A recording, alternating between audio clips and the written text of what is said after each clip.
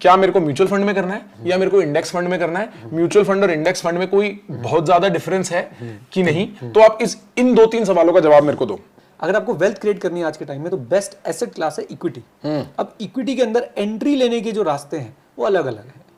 आप ऐसा समझो, आपको यहाँ से जाना है जिम कॉर्बेट, आपके पास 2 रास्ते हैं, या तो भाई आप अपनी फॉर्च्यूनर उठाओ खुद चले जाओ, या फिर आप एक ड्राइवर को हायर करो, भाई तू चला ले, मैं पीछे बैठ के एंजॉय करना चाहता हूँ।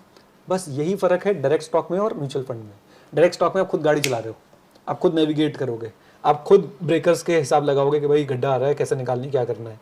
म्यूचुअल फंड में आपने एक ड्राइवर, एक फंड मैनेजर को हायर कर रखा है कि भाई वो ड्राइव कर रहा है, वो ध्यान रखेगा। और ड्राइवर 2% ले रहा है, 2% ले रहा है, 1% ले रहा है, 0.5%। ये ऐसे ही, मतलब इनके एएमसी कहते हैं ना, एसेट मैनेजमेंट कॉस्ट। एएमसी आपसे कुछ जो है एक्सपेंस रेशियो के नाम से चार्ज करती है, एंड उसमें कुछ देने में आपको हर्ज नहीं होना चाहिए। कोई आपके लिए आपका वेल्थ मैनेज कर रहा है, हाँ, अब दो ना, सरदर्दी का %% तो कहीं नहीं है सर, ले लो। हाँ, इसे हम बोलते हैं स्ट्रेस एडजस्टेड रिटर्न। राइट।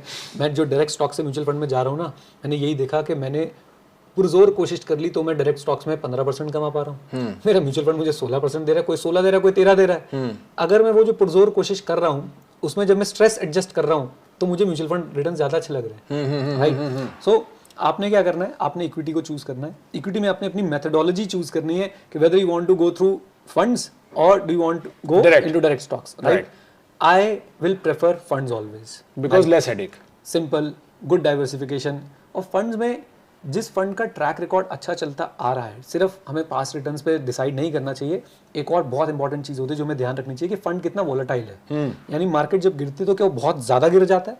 अगर वो मार्केट के गिरने से बहुत ज्यादा गिर जाता है तो मैं उस फंड से थोड़ा दूर रहना चाहूंगा। राइट। ठीक है, उसको 10 साल का ट्रैक रिकॉर्ड है, सारी चीजें बढ़िया हैं, मैंने फिर भी लेस वोलेटाइल फंड के अंदर जाना चाहूंगा। मेरे हिसाब से तो एक आम व्यक्ति को म्यूचुअल फंड के थ्रू ही जाना चाहिए।